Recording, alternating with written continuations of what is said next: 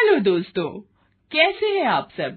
हमारी कहानियां देखने के लिए हमारे चैनल को सब्सक्राइब कीजिए और हाँ, बेल आइकॉन पर क्लिक करना मत भूलिएगा। शादी के कार्ड पर नताशा ने जब अपनी मां सुष्मिता का नाम अपने प्रेमी राजन के साथ लिखा देखा तो वो शॉक्ड रह गई। जिस राजन से वो जी जान से प्यार करती है, उससे उसकी मां शादी कैसे कर सकती है। ये सोच सोच कर उसका खून खौले जा रहा था। शर्म आ रही है मुझे।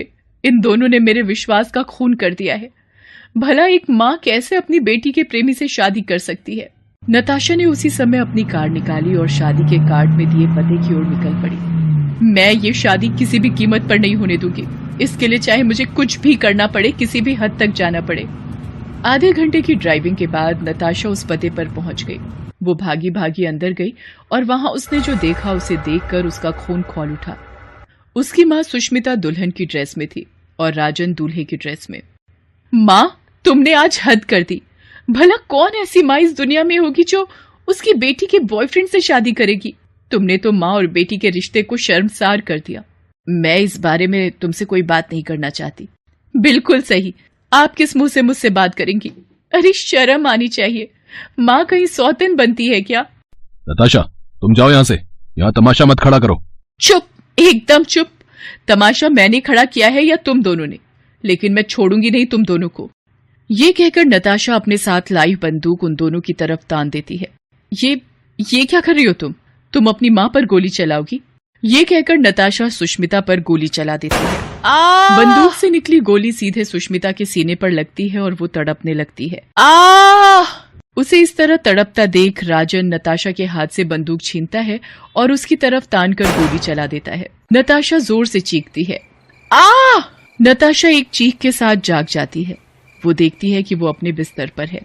इसका मतलब वो सब कुछ सपने में देख रही थी। हे भगवान, ये सपना तो कभी भी सच हो सकता है। मुझे कुछ करना होगा, जल्द ही कुछ करना होगा, नहीं तो कल को क्या पता मेरी माँ ही मेरी सौतन बन जाए। 21 साल पहले की बात है। 25 साल की गर्भवती सुष्मिता को जब फोन पर उसके पति के एक्सीडेंट की खबर दी गई तो उसके हाथ पैर कांपने लगे। ये क्या कह रहे हैं आप। मैं तुरंत आती हूँ। आप मुझे हॉस्पिटल का एड्रेस दीजिए। सुष्मिता का पति राकेश एक मल्टीनेशनल कंपनी में मैनेजर था।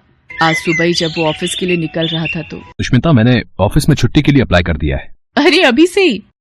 अभी से मतलब अब तो 1 महीने से भी कम बचे हैं तुम्हारी डिलीवरी में। मैं चाहता हूँ कि मैं अब हर पल तुम्हारे साथ रहूं, तुम्हारा और हमारे आने वाले बच्चे का ज्यादा से ज्यादा ख्याल रखूं। I love you Rakesh. I love you 2 3 4 5 6 7 8 9 10। Rakesh की बात सुनकर सुष्मिता खिलखिलाकर हंस पड़ी।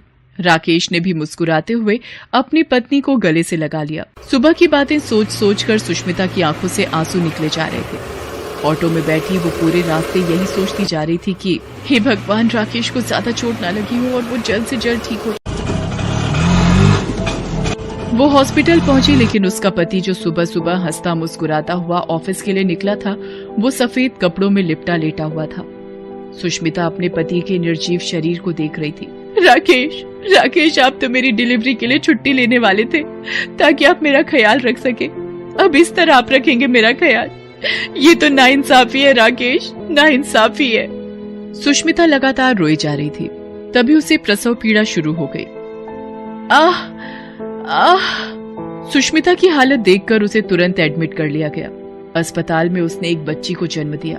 अपनी छोटी सी बच्ची को जब उसने गले से लगाया तो उसे एक अलग तरह का ही सुकून मिला। उस नन्ही सी बच्ची की नाक और आंखें बिल्कुल राकेश की तरह थी। सुष्मिता उसे प्यार से देख रही थी और उससे बातें कर रही थी। बेटी, मेरी बेटी, बिल्कुल राकेश की तरह हो तुम। राकेश कहाँ जाने वाला था मुझे छोड़कर। वो मुझे बहुत प्यार करता था ना, इसलिए तो उसने तुम्हें मेरी गोद में डाल दिया। 25 साल की छोटी सी उम्र में सुष्मिता विधवा हुई। उसकी गोद में एक नवजात बच्ची भी थी। रिश्तेदारों ने कहा कि वो दूसरी शादी कर ले, लेकिन उसने सबसे यही कहा, मैं अपनी बेटी को खुद से पाल लूंगी। ये मेरे राकेश की निशानी है। मैं नहीं चाहती कि मैं दूसरी शादी करूं और मेरी बेटी को सौतेले पिता के साए में पालूं। सुष्मिता पढ़ी लिखी तो थी ही, उसे एक कंपनी में नौकरी भी मिल गई। वो अपनी बेटी नताशा का पालन पोषण ठीक से करने लगी। समय अपने पंख लगाकर उड़ता गया। नताशा आज 21 साल की है।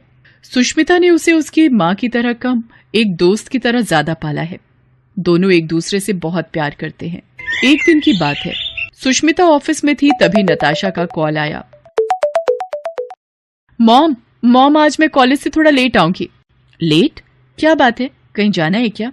वो माँ, आज कॉलेज के बाद मूवी का प्लान है, तो कॉलेज के बाद वहीं जाऊंगी। दिस इज नॉट फेयर, तुम अकेली अकेली फिल्म देखने जाओगी? अरे मॉम, अकेली नहीं, किसी दोस्त के साथ जा रही हूँ। दोस्त? कौन सा दोस्त? दोस्त का कोई नाम तो होगा।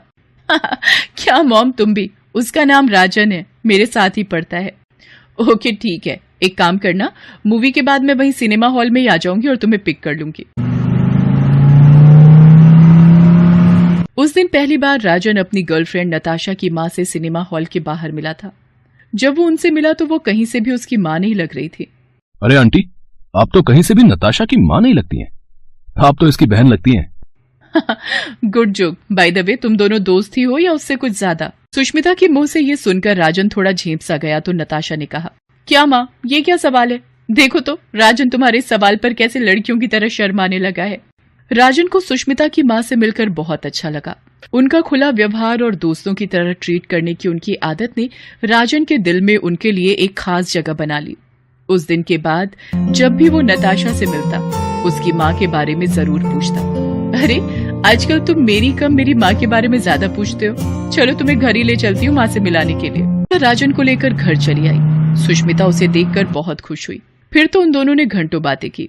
राजन को उनसे बात करना बहुत अच्छा लग रहा था।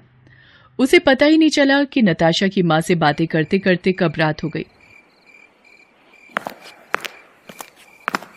ओए, आज तुझे घर नहीं जाना क्या? रात होने को आई। ओ तेरी, 9 बज गए। असल में आंटी इतनी प्यारी बातें करती हैं कि समय का पता ही नहीं लगा।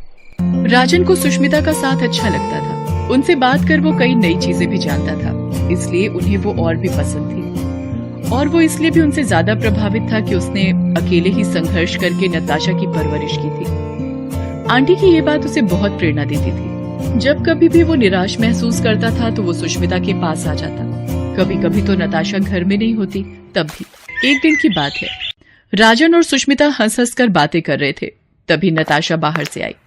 उन्होंने उन दोनों को इस तरह हंस हंस कर बातें करते देखा तो वो लगभग चीखती हुई राजन से बोली, राजन, तुम यहाँ हो?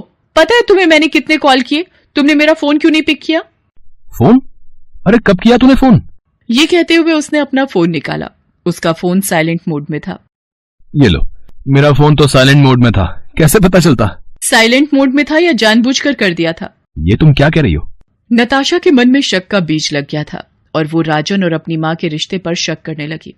अब जब कभी राजन उससे उसकी माँ के बारे में पूछता तो वो उसकी बातों का कोई जवाब नहीं देती।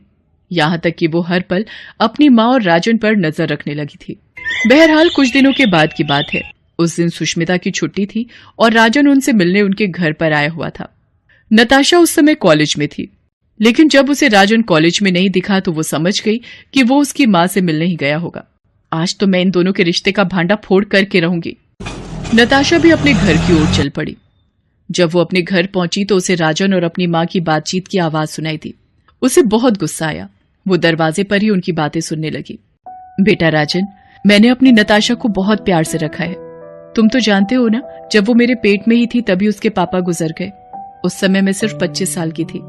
लोगों ने मुझे लाख कहा कि दूसरी शादी कर लो, लेकिन मैंने किसी की नहीं सुनी, क्योंकि मैं नताशा पर सौतेले पिता का साया नहीं पड़ने देना चाहती थी।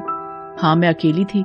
जिंदगी में बहुत परेशानियां भी आईं, लेकिन उन परेशानियों की आंच मेरी बच्ची तक मैंने कभी नहीं पहुंचने दी। राजन बेटा, मैं तुम्हारे आगे हाथ जोड़ती हूँ कि कभी भी मेरी बच्ची को कोई तकलीफ मत देना।